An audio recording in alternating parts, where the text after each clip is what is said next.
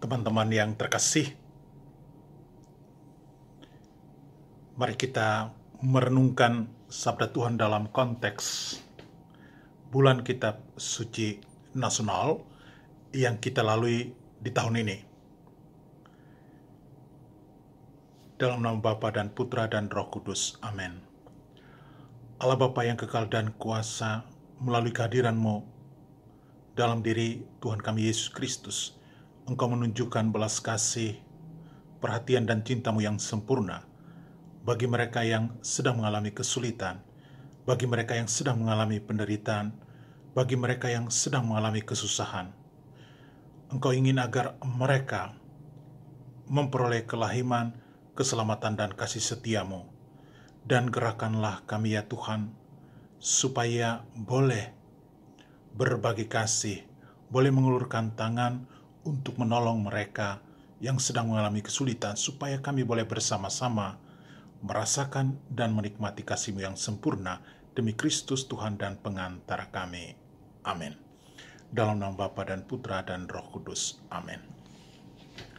Teman-teman yang terkasih, dalam bacaan-bacaan suci yang kita renungkan untuk merasakan kasih Tuhan di bulan kitab suci nasional tahun ini adalah Yesus yang berbelas kasih, Yesus yang menaruh cinta, Yesus yang memberikan perhatian yang luar biasa bagi mereka yang sedang mengalami kesulitan.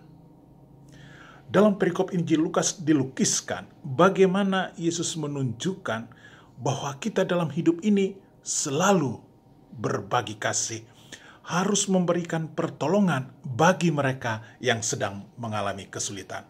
Kisah The Good Samaritan, orang Samaria yang murah hati, orang Samaria yang baik hati, memberikan pertolongan bagi seorang yang sedang sekarat karena dirampok, dipukul, disiksa habis-habisan, dan dia tidak berdaya.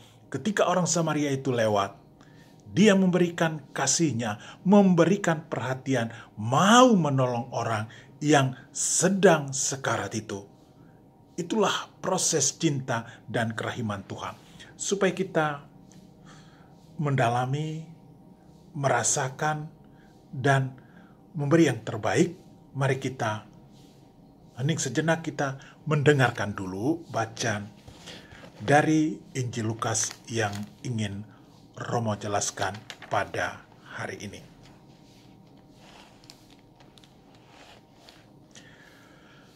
Bacaan diambil dari Injil Lukas, bab 10 ayat 25 sampai dengan 37. Pada suatu kali berdirilah seorang ahli Taurat untuk mencoba Yesus, katanya, "Guru, apa yang harus kuperbuat untuk memperoleh hidup yang kekal?" Jawab Yesus kepadanya, "Apa yang tertulis dalam hukum Taurat? Apa yang kau baca di sana?" Jawab orang itu, "Kasihilah Tuhan Allahmu dengan segenap hatimu, dan dengan segenap jiwamu, dan dengan segenap kekuatanmu, dan dengan segenap akal budimu, dan kasihilah sesamamu manusia seperti dirimu sendiri." Kata Yesus kepadanya, "Jawabmu itu benar sekali, perbuatlah demikian, maka engkau akan hidup." Tetapi untuk membenarkan dirinya, orang itu berkata kepada Yesus, "Dan siapakah sesamaku manusia?" Jawab Yesus, "Adalah seorang yang turun dari Yerusalem ke Yeriko. Ia jatuh ke tangan penyamun-penyamun yang bukan saja merampoknya habis-habisan, tetapi yang juga memukulnya, dan yang sesudah itu pergi meninggalkannya setengah mati. Kebetulan ada seorang imam yang turun melalui jalan itu. Ia melihat orang itu, tetapi ia melewatinya dari sebelah jalan. Demikian juga seorang Lewi yang datang ke tempat itu. Ketika ia melihat orang itu, ia melewatinya dari seberang jalan. Lalu datang seorang Samaria yang sedang dalam perjalanan ke tempat itu, dan ketika ia melihat orang itu, tergeraklah hatinya oleh belas kasihan. Ia pergi kepadanya, lalu membalut luka-lukanya. Sesudah itu ia menyiraminya dengan minyak dan anggur. Kemudian ia menaikkan orang itu ke atas keledai tumpangannya sendiri, lalu membawanya ke tempat penginapan dan merawatnya. Keesok harinya ia menyerahkan 2 dinar kepada pemilik penginapan itu, katanya, rawatlah dia, dan jika kau belanjakan lebih dari ini, aku akan menggantinya waktu aku kembali. Siapakah di antara ketiga orang ini, menurut pendapatmu, adalah sesama manusia dari orang yang jatuh ke tangan penyamun itu? Jawab orang itu, yang telah menunjukkan belas kasihnya kepadanya. Kata Yesus kepadanya, pergilah dan perbuatlah demikian. Demikianlah Injil Tuhan kita. Terpujilah Kristus. Teman-teman yang terkasih, dalam perikop ini ada dialog pembuka. Kata orang Farisi itu kepada Yesus, hukum mana yang paling tinggi? Mencintai Tuhan, mencintai sama, atau hukum mana yang paling tinggi dan mengikat kita untuk melakukan yang terbaik? Yesus katakan di ayat 27, kasihilah Tuhan Allahmu dengan segenap hatimu dan dengan segenap jiwamu, dan dengan segenap kekuatanmu, dan dengan segenap akal budimu. Mencintai Tuhan dengan segenap hati, dengan segenap jiwa, dan dengan segenap akal budi. Berarti apa? Mencintai Tuhan dengan seluruh diri kita. Kalau mau mencintai Tuhan itu harus memberi yang terbaik bagi Tuhan. Mengarahkan pikiran kita harus jernih. Pikiran kita harus benar-benar tulus, benar-benar murni, dijauhkan dari segala dosa dan kesalahan, dari pikiran-pikiran yang gak benar, dari hati yang tidak benar. Hati harus bersih, murni, tulus, suci. Jiwa juga harus suci, murni, tulus. Orang yang mencintai Tuhan dengan pikiran, dengan hati, dan dengan jiwanya yang suci dan murni, maka dia menjadi anak-anak Allah yang terberkati. Dan bukan hanya sekedar mencintai Tuhan, tapi Yesus katakan hukum yang kedua yang juga sama dengan yang pertama, kasihilah sesama manusia seperti engkau mencintai dirimu sendiri. Berarti apa? Manusia diajak untuk mencintai sesama seperti dia mencintai dirinya sendiri. Contoh, ketika saya mencintai diri saya sendiri, seharusnya ketika melihat orang lain, saya juga mencintai dia. Jangan-jangan adik-adik teman-teman hanya cinta kepada diri sendiri. Pokoknya dirinya makan sampai kenyang. Temannya yang di samping kiri kanan gak makan, dia gak kasih. Ketika kita makan, hendaknya kita juga berbagi dengan mereka yang ada di sekitar kita. Kenapa? Dengan berbagi, dengan memberi yang terbaik bagi dia, kita juga selamat, dia juga selamat. Dalam konsep ini, Yesus mengajak kita untuk merenungkan lebih jauh. Mencintai Tuhan bagaimana? Mencintai sesama bagaimana? Karena itu, dalam konsep bacaan Injil hari ini, Santo Lukas mengajak kita untuk apa?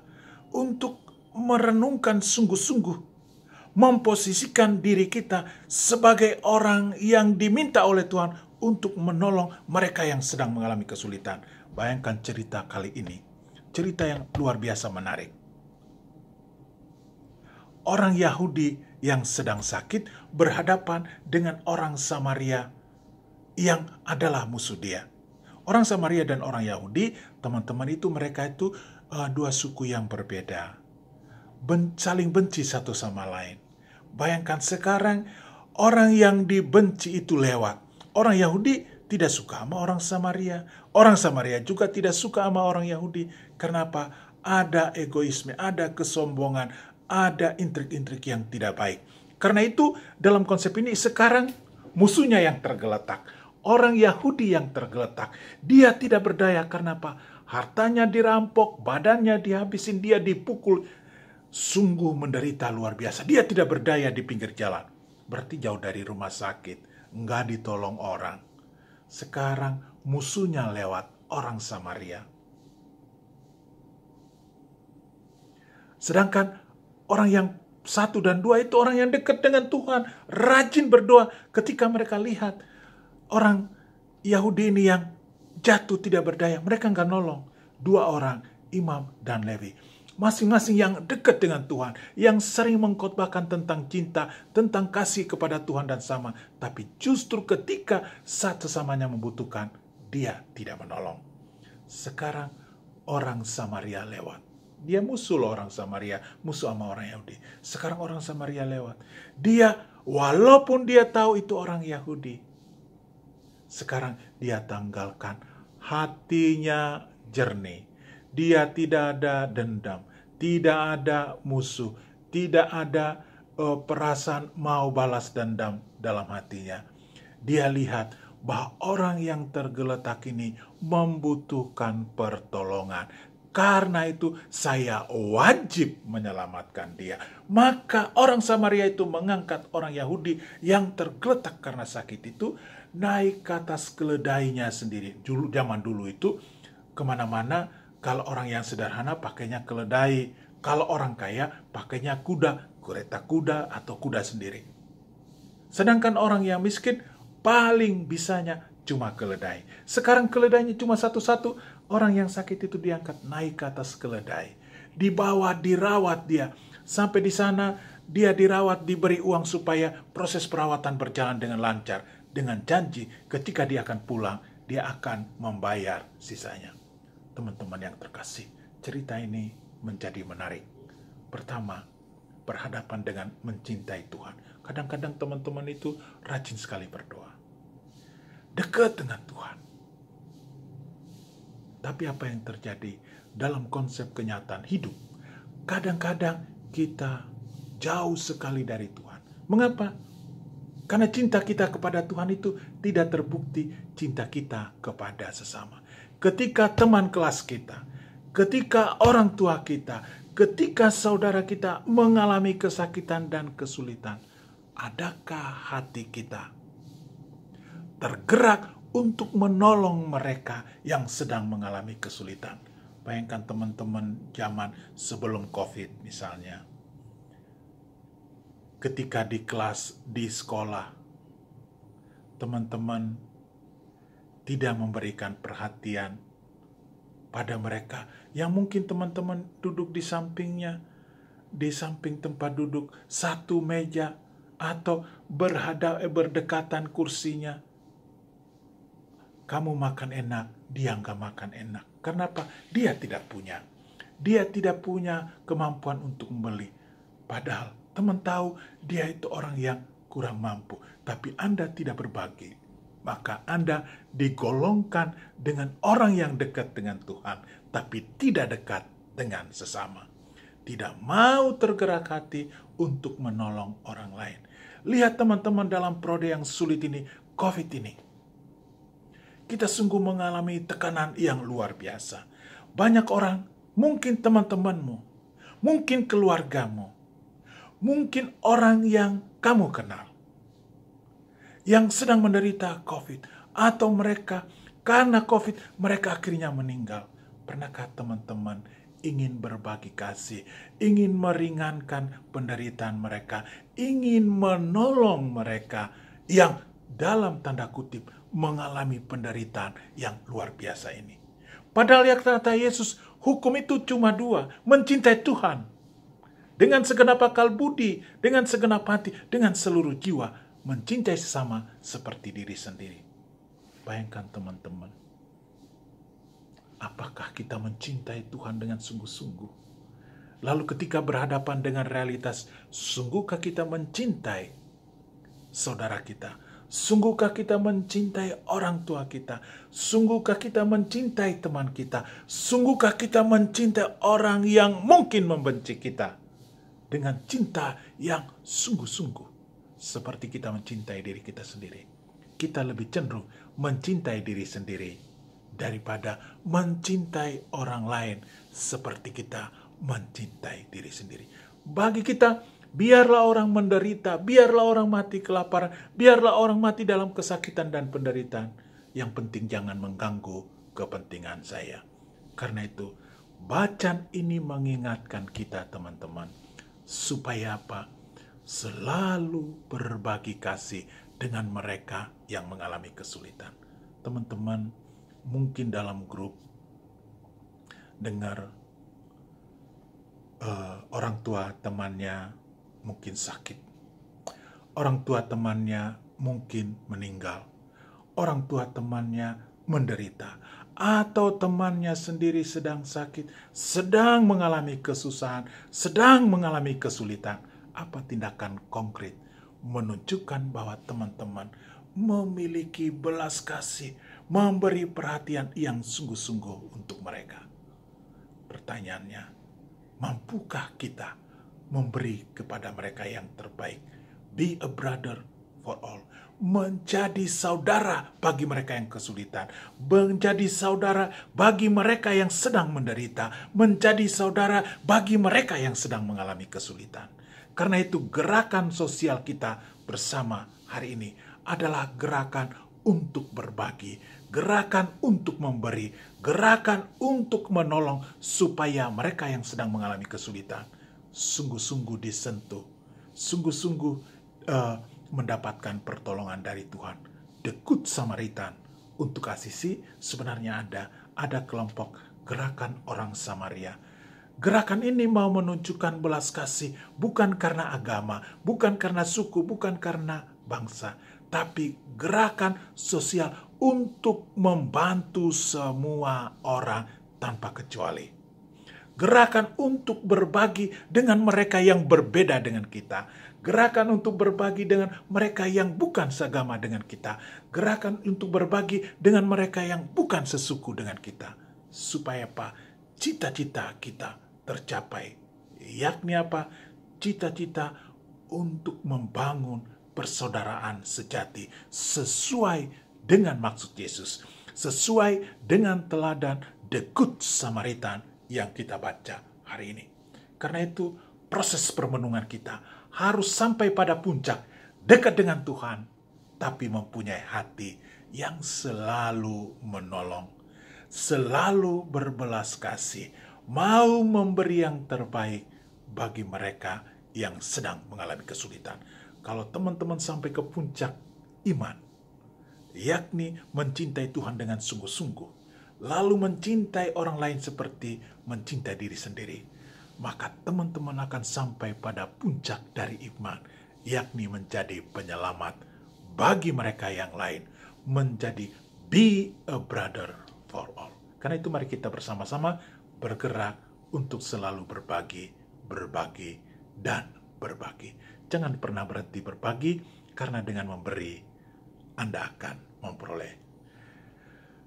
Saya kira inilah proses permenungan kita. Karena itu mari kita sungguh-sungguh merasakan kasih Tuhan dengan berbagi bagi mereka yang sedang mengalami kesulitan. Mari kita menyampaikan doa-doa kita. Mohon Tuhan membantu kita supaya kita selalu berbagi dalam perjalanan hidup ini. Allah Bapa yang Maha Rahim, kami mohon belas kasih dan cinta-Mu bagi kami warga Asisi, bagi bangsa kami, bagi banyak orang yang mungkin sedang mengalami kesulitan dan penderitaan mereka akibat COVID atau akibat penyakit atau penderitaan yang lain. Mereka sedang mengalami kesulitan, mereka sedang mengalami penderitaan, mereka sedang mengalami kesakitan. Allah Bapa yang berbelas kasih, Tuhan turunkanlah belas kasih-Mu bagi mereka, sembuhkanlah mereka, kuatkanlah mereka, dampingilah mereka, supaya mereka hari demi hari sungguh-sungguh boleh disembuhkan, boleh dijamah, dan boleh kembali bersama keluarga menikmati keselamatan, kebahagiaan, dan kesehatan. Marilah kita mohon, kabulkanlah doa kami ya Tuhan. Allah Bapa yang Maha Baik, mohon gerakanlah putra-putrimu yang Kau pilih untuk mendapatkan pendidikan di Asisi. Semoga Engkau memberkati dan melindungi mereka ya Tuhan, supaya mereka bertumbuh menjadi anak-Mu yang baik, yang senantiasa percaya kepadamu, tapi juga memiliki cinta, memiliki perhatian bagi teman-temannya yang sedang sakit, sedang mengalami kesulitan, bagi keluarga-keluarganya, bagi siapa saja yang mereka jumpai. Semoga mereka memiliki hati yang besar untuk menolong, untuk memberi yang terbaik bagi mereka yang sedang mengalami kesulitan, seperti teladan Santo Fransiskus dari Asisi. Tuhan berkatilah mereka, supaya mereka mencapai apa yang terbaik yang Kau tanamkan dalam hati mereka masing-masing. Marilah kita mohon, kabulkanlah doa kami ya Tuhan. Berkatilah ya Tuhan kedua orang tua mereka, wali murid, dan siapa saja yang mendukung proses pembinaan anak-anak-Mu di Asisi ini. Semoga Engkau memberkati dan melindungi mereka ya Tuhan, memberikan mereka kesehatan, kebahagiaan, perlindungan, memberkati segala usaha-usaha mereka supaya berhasil baik. Tanamkanlah selalu cinta di hati mereka ya Tuhan, supaya mereka boleh mencintai, berkorban demi putra-putri yang Kau percayakan bagi mereka, dan demi kebahagiaan dan keselamatan seluruh keluarga, dan mereka boleh digerakkan untuk berbagi dengan mereka yang sedang mengalami kesulitan. Bantulah dan berkatilah mereka selalu, dan semoga bagi orang tua, siswa, peserta didik, wali murid yang juga telah Engkau panggil kehadirat-Mu ya Tuhan, hapuskanlah segala dosa dan kesalahan mereka, supaya mereka boleh berbahagia bersama para kudus di surga, dan anugerahkanlah penghiburan dan kasih-Mu bagi seluruh keluarga yang ditinggalkan. Marilah kita mohon, kabulkanlah doa kami ya Tuhan. Ya Tuhan Bapa yang berbelas kasih, kami juga mohon berkat-Mu bagi tenaga kependidikan dan non-kependidikan di sekolah kami. Semoga Engkau menganugerahkan mereka kesehatan, kebahagiaan, bimbingan, dan penyertaan. Tambahkanlah selalu kasih dan kebijaksanaan di hati mereka, supaya dalam proses pendidikan dan pembinaan di Asisi, mereka memberikan yang terbaik bagi putra-putrimu. Semoga keluarga-keluarga mereka juga mendapatkan berkat, keselamatan, dan kekuatan. Jauhkanlah mereka ya Tuhan dari segala mara bahaya. Marilah kita mohon, kabulkanlah doa kami ya Tuhan. Mari kita satukan doa dan permohonan kita dengan doa yang diajarkan oleh Kristus sendiri. Bapa kami yang ada di surga, dimuliakanlah nama-Mu, datanglah kerajaan-Mu, jadilah kehendak-Mu di atas bumi seperti di dalam surga. Berilah kami rezeki pada hari ini, dan ampunilah kesalahan kami, seperti kami pun mengampuni yang bersalah kepada kami. Dan janganlah masukkan kami ke dalam pencobaan, tapi bebaskanlah kami dari yang jahat. Amin. Marilah berdoa. Allah Bapa yang berbelas kasih, turunkanlah kasih-Mu yang sempurna dalam diri putra-putrimu di Asisi, dalam diri kedua orang tua mereka, dalam diri para peserta didik dan non-kependidikan yang telah membantu proses pendidikan di sini.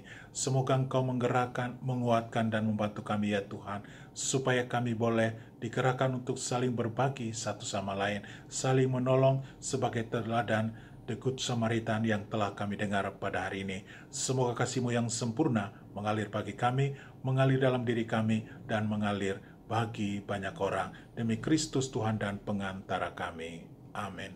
Tuhan sertamu dan sertamu juga. Semoga seluruh keluarga besar Asisi, putra-putri Tuhan yang dipercayakan dibina dan dididik Asisi, kedua orang tua wali murid, para peserta didik, dan juga tenaga kependidikan dan non-kependidikan, dan siapa saja yang berjuang demi keselamatan banyak orang, diberkati oleh Allah Bapa yang Maha Kuasa, Bapa dan Putra dan Roh Kudus. Amin.